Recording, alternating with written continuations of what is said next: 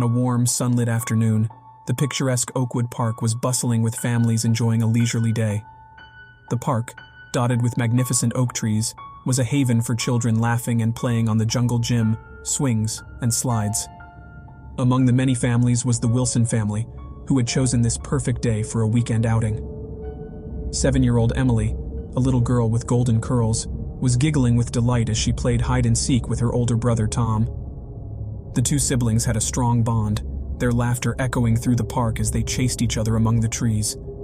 Their parents, John and Sarah, lay on a picnic blanket nearby, basking in the warm sunlight and savoring the joyous sounds of their children. John, a tall, broad-shouldered man with a kind smile, looked lovingly at his wife, her auburn hair framing her face as she laughed at their children's antics. They exchanged glances, both feeling grateful for the beautiful family they had built together. As the siblings continued playing, Tom called out teasingly, "You'll never find me, Emily." Emily, determined to prove her brother wrong, replied with a grin, "Just you wait, Tom. I'm gonna find you." The perfect afternoon was suddenly shattered by the screech of tires. A black sedan skidded to a halt near the park, and a masked man burst out of the driver's seat. Before anyone could react, he grabbed Emily and tossed her into the backseat of the car. The vehicle sped away, leaving a trail of dust and sheer panic in its wake. John's instincts kicked in, and he sprinted to their SUV, his heart pounding in his chest. Sarah, her face contorted with fear, dialed 911, her voice shaking as she explained the situation to the operator. Tom, terrified for his sister, called his dad's cell phone to stay updated on the pursuit. John picked up, his voice trembling. "Tom, I'm chasing the car. Keep your mom informed and stay safe. We'll get Emily back, I promise." With adrenaline surging through his veins, John navigated the busy streets, never letting the black sedan out of his sight.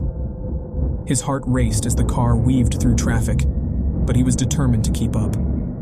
He breathed a sigh of relief when he saw the flashing lights of police cruisers joining the pursuit, following the kidnapper onto the interstate.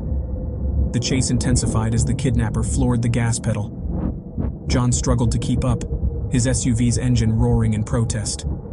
The black sedan was slowly pulling away, and desperation clawed at John's heart. The police radio crackled to life, and John listened intently as the officers reported that Emily wasn't visible in the seating area of the car. They assumed she was in the trunk, which lowered the risk of her being harmed during the pursuit. But as the kidnapper drove over road spikes like they were nothing and continued speeding away, John's desperation reached its peak. He reached for the gun he kept in his glove compartment, his hands shaking uncontrollably. Sweat beaded on his forehead as he clutched the steering wheel with one hand and the gun with the other. He called Sarah, his voice strained. "Tell the police I'm going to take a shot at the kidnapper. They need to move aside so no one else gets hurt." Sarah's protests were drowned out by her husband's determination. Reluctantly, she relayed his message to the 911 operator, who argued against the plan.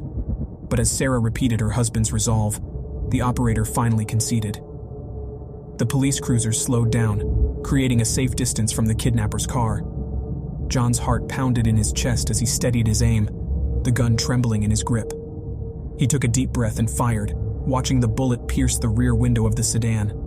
The black car began to slow, and John's hands tightened around the wheel, his knuckles turning white. Police cruisers swarmed the kidnapper's vehicle, shattering the windows and dragging the man out. John rushed to the scene, shouting to the officers, "She's in the trunk! My daughter's in the trunk!"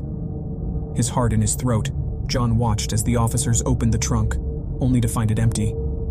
Panic set in as they searched the passenger seats, finding Emily curled up on the floor, blood staining her golden hair. The kidnapper had shot her in the head before the car came to a stop. A guttural cry escaped John's lips as he fell to his knees, his world crumbling around him. Sarah arrived at the scene, her face pale with dread. The moment she saw her daughter's lifeless body, she let out a heart-wrenching wail, collapsing beside her husband.